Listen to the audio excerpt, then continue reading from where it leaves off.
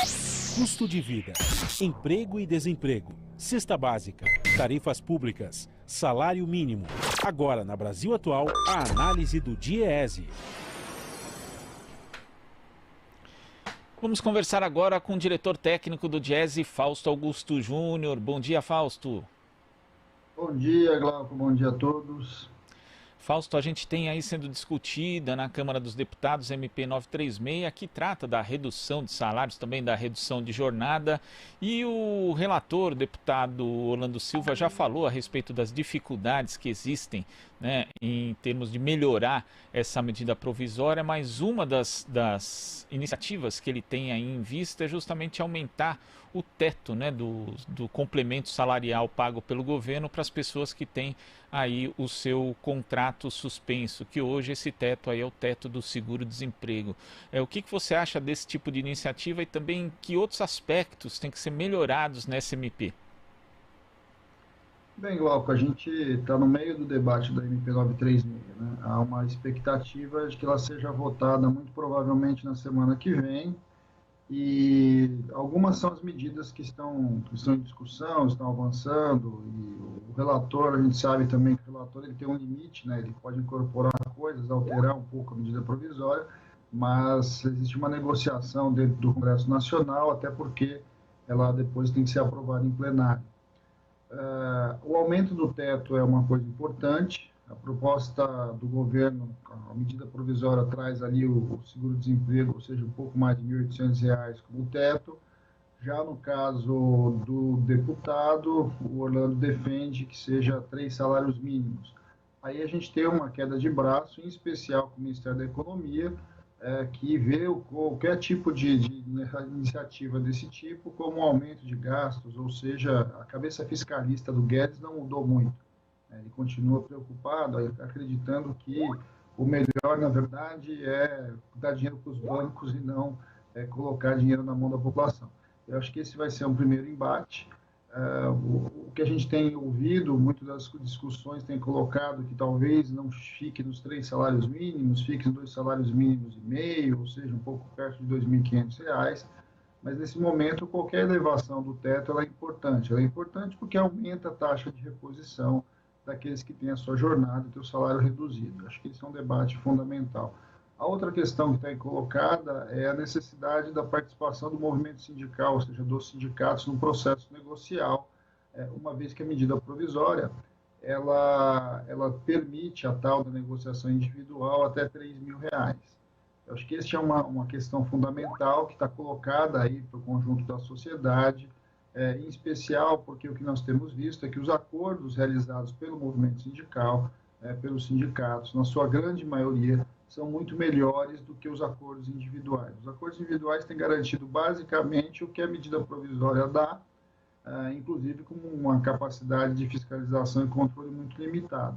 No caso dos acordos que a gente tem visto com o movimento sindical, uma das coisas, inclusive, que tem se alcançado é o aumento dessa taxa de reposição. Então, se você muitas vezes consegue que o movimento sindical participe mais da negociação, ou seja, diminua o escopo da negociação individual, é bem provável que a possibilidade dessas medidas serem melhor implementadas está colocada como algo fundamental.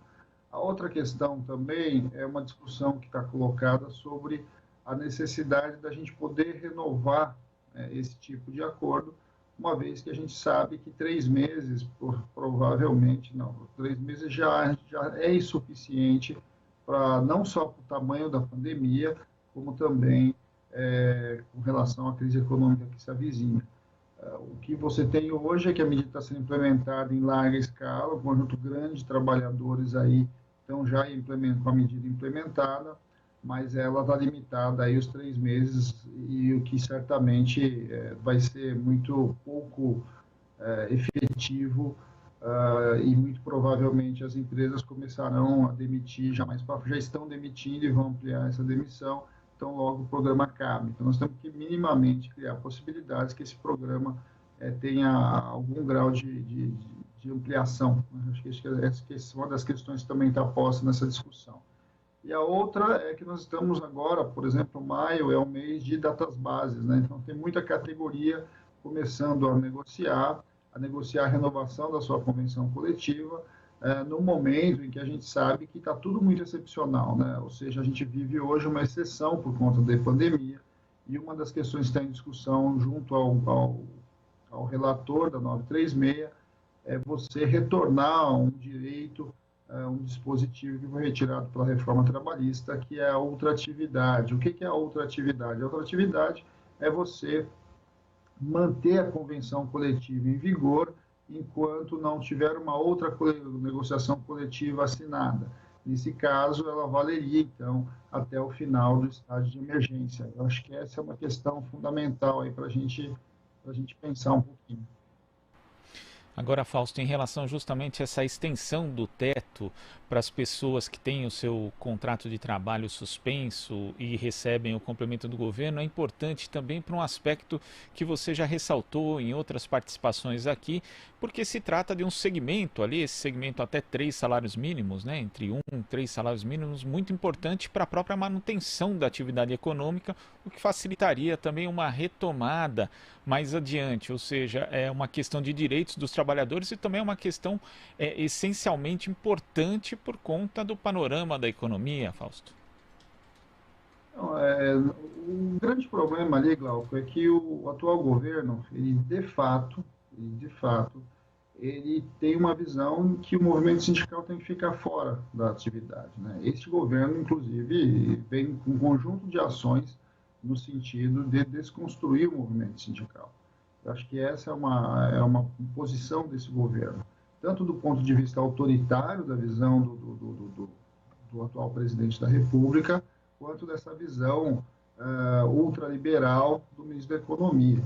Então, na verdade, eles estão se aproveitando da pandemia para colocar, de fato, um projeto e uma proposta de relações de trabalho que desconstrói toda a nossa tradição, desconstrói toda a história das relações de trabalho no Brasil, tentando simplesmente desconstruir as entidades e o papel das entidades sindicais. Então, quando a gente fala com relação à negociação individual, há uma tese, né, sendo defendida por eles, de que você não tem, o movimento sindical não chegaria para negociar esses salários até os 3 salários mínimos, etc, etc.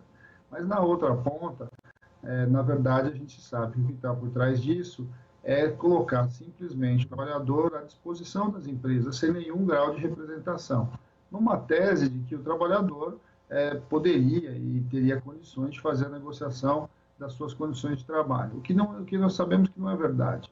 Todas as vezes que essa negociação foi para o âmbito individual, o trabalhador tem muito menos condições de lidar com essa situação, ou seja, o que a empresa faz é impor para ele as posições que ela assim decide. O trabalhador individual tem pouca capacidade de resistência. Quando essa discussão acontece em âmbito coletivo, a gente já sabe que as condições efetivamente negociadas são normalmente muito melhores. Eu acho que ali não é uma questão só de efetividade ou de implementação, é uma posição do atual governo de simplesmente caminhar para uma retirada das organizações coletivas como intermediárias dessa negociação em geral dos trabalhadores.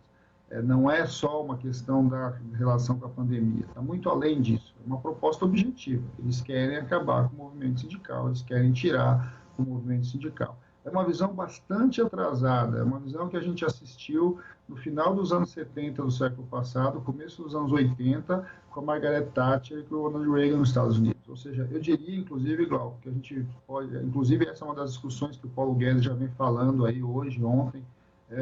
Nós temos um ministro da Economia que é muito, muito atrasado do ponto de vista da teoria econômica em relação às necessidades que o século XXI coloca. Ele tem uma visão simplesmente parada no tempo, ali no final do século XX. E uma visão, inclusive, que cada vez mais se comprova que tem muito pouca eficácia de fato. Ou seja, é alguém que se formou lá atrás, se vinculou depois ao mercado financeiro e, de fato, é muito parecido com quase todos os quadros desse governo, tem muito pouca habilidade com relação à sua própria pasta.